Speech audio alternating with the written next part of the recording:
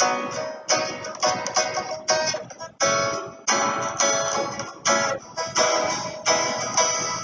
friends, welcome to Electronic Circuit Hub. So today we will learn about op-amp Wien bridge oscillator. So our agenda is to understand lead lag circuit basics. We will learn about Wien bridge oscillator basic circuit. Then we will see positive feedback oscillation for Wien bridge oscillator, and we will understand the startup condition of Wien bridge oscillator, and we will see some real-time application of Wien bridge oscillator, right?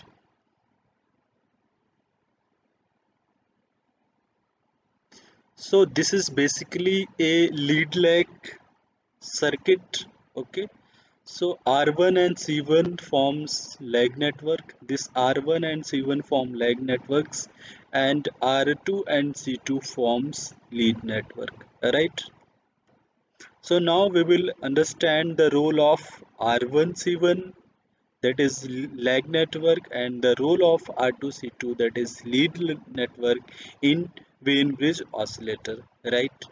So I have drawn a plot here which is frequency versus output voltage. Okay, so let us understand the behavior of this lag and lead circuit. So at lower frequency, let's say somewhere here, the lead circuit dominates. That means R2 and C2. R2 and C2 comes into the picture, and reactance of C2, that is XC2, is very high at lower frequency. Because of that, there is smaller output voltage appears here. You can see here there is very less output voltage here. Now as the frequency increases, let's say from here to here, somewhere at resonant frequency, now as the frequency increases, the reactance of C2, that is XC2, decreases, and that causes to increase the output voltage. So you can see here the output voltage is increasing till here. Okay, so at some point of time, now your lag circuit dominates. That means the effect of R1 and C1 comes into the picture. At that point of time, the reactance of C1 decreases. Because of the reactance of C1 is decreasing, that causes the output voltage to decreases.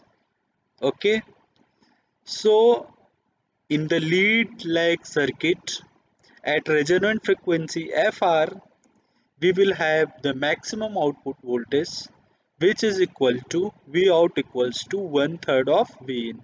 That means V out divided by V in equals to 1 by 3. Okay, now we will derive the formula for V out divided by V in for this circuit, and we will see if we are getting 1 by 3 or not. This is basically a attenuation factor which is going to be used in Wien bridge oscillator. Now we will see where does it comes from. Okay,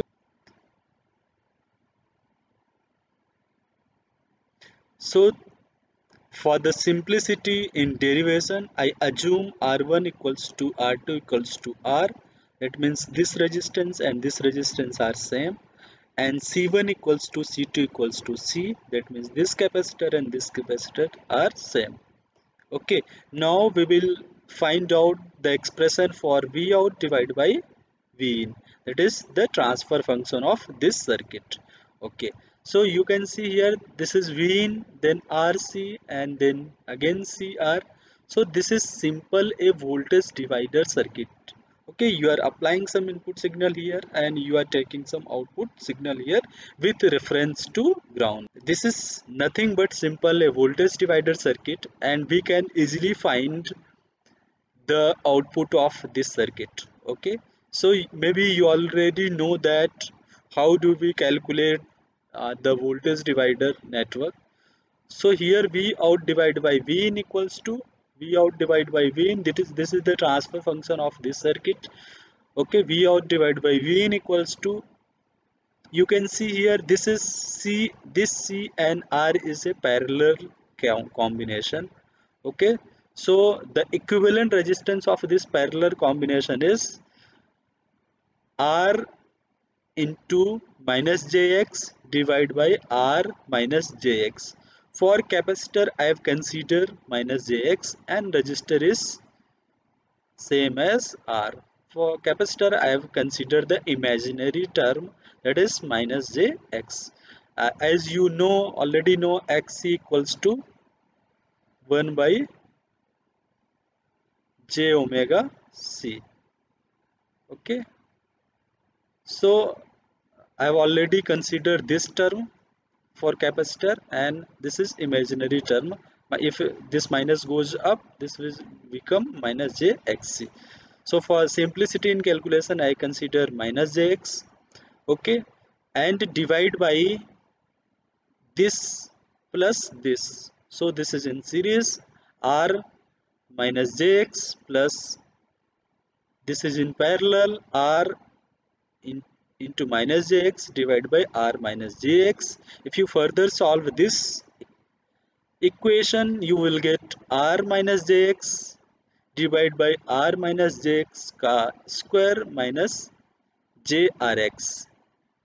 You can do mathematics and you can further find this step. Okay, now I'm going to multiply this imaginary term j at both numerator and denominator, right? If you multiply by j, so we already know that j equals to minus under root 1. Okay, so if you multiply here j, this will become j square, and j square equals to j square equals to, this will get cancelled, j square equals to minus 1, and this minus is here, so you will get plus rx. And in the same fashion, minus j into r minus jx ka whole square, and you will get again plus rx. Now this is a minus b ka whole square, so this is a square minus 2ab plus b square. So I have solved this, rx plus j into r square minus 2jrx minus b square, and if you further solve this equation, you will get rx divided by rx plus, you can open this bracket, jr square minus plus 2rx minus jx square, and if you further solve it, it will become rx divided by 3rx plus j into r square minus x square. Now for in oscillator, for phase angle should be 0, so you can cancel this imaginary term. So this j equals to 0, this whole term will become 0. Now you will have only rx divided by 3rx, then this rx and rx will get cancelled, and you will get v out divided by v in equals to 1 by 3. So you can see here the v out equals to 1 by 3 v in. Okay, now at least you know how we will get that 1 by 3 term, right? So here you can see this is resonant frequency Fr. Fr equals to resonant frequency of oscillator, and the formula for Fr equals to 1 divided by 2 pi Rc, and attenuation factor, which is V out divided by V in equals to 1 by 3, which we have already calculated. Okay, if R1 equals to R2 and Xc1 equals to Xc2. Now we will understand the basics of Bain bridge oscillator. So this is the circuit diagram for simple Bain bridge oscillator. So you can see here the output is feedback using lead lag network to the non-inverting terminal of an op-amp. Okay, and this is the circuit diagram of Bain bridge oscillator, and a resistor divider or feedback gain control component is connected here in inverting terminal. So you know that the gain of non-inverting amplifier equals to gain equals to 1 divided by Rf plus R1. So 1 divided by this case R4 divided by R3. So we already know that for Bain bridge oscillator our attenuation this is 1 by 3. We already know. To meet the Barkhausen criteria, the gain of this loop should be 1. So if you want to achieve the gain of this loop should be 1, you should have the gain of this feedback circuit is equals to 3. So if you multiply 3 into this attenuation, you will get here 1, right? So the gain of this non-inverting amplifier should be 3. So Rf divided by R3, you will get now 3 minus 1 equals to 2. That means your Rf equals to 2R3. So this is the most important formula we are going to use in Bainbridge oscillator, right? So this is the basic principle of Bainbridge oscillator. I'm not going much in detail or in deep. I just explain the signal flow and how do we calculate the components value, right? So now we can see the positive feedback condition for oscillation. So we already know from Barkhausen criteria the phase shift of positive feedback loop should be 0 degree. Okay, and the second criteria should be the loop gain of this network should be 1. So if your closed loop gain is 3 and your attenuation is 1 by 3, you can easily find the loop gain of this circuit is 1, right? And there should be no phase shift in this circuit because you are using non-inverting configuration. So in non-inverting configuration, your output follow your input with some amplification, so there is no phase shift. So here is 0 degree phase shift, let's say, and your output will have same 0 degree phase shift, right? Now we will understand the startup condition for Bainbridge oscillator. So we know that at time t equals to 0 at initial point your closed loop gain must be greater than 1. So loop gain must be greater than 1. Once your loop gain must be greater than 1, your because of some thermal noise of this power supply or thermal noise of this passive component here and here, you will have some noise output here and that will feed back to your non-inverting terminal, then again it will amplify and it will appear at output. Because of this process, your at time t equals to 0 there is no output, and you now at time t equals to 0 plus your output start increasing here. Let's say here its amplitude is continuously increasing, and at some point of time it got a sustained oscillation. So this is the condition for starting the oscillation, and for sustaining the oscillation you will have the closed loop gain should be 1.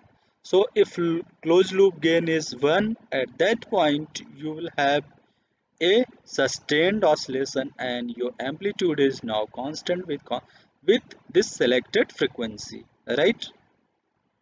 So this is the practical circuit diagram of Bainbridge oscillator, and this I will discuss in simulation session in LTSpice. But you can see here we have a feedback circuit, that is lead lag network, that is fed back to your non-inverting terminal. Here you have some gain component, and then you have some diode here, diode D1 and D2, and then one more resistor component. This diode I have used because if you don't use this diode, you don't have AGC, automatic gain control circuit. That means in these circuits In these circuits, your output V out will become saturate. Your V output will get saturate. And in this circuit, by using this gain automatic gain control circuit, you can control the gain of your output circuit. So detail we will understand in the simulation session, right? So now the application of Bainbridge oscillator. The Bainbridge oscillator is one of the most popular type of oscillators used in audio and sub-audio frequency range, that is 20 Hz to 20 kHz. If you have any question, feel free to ask me.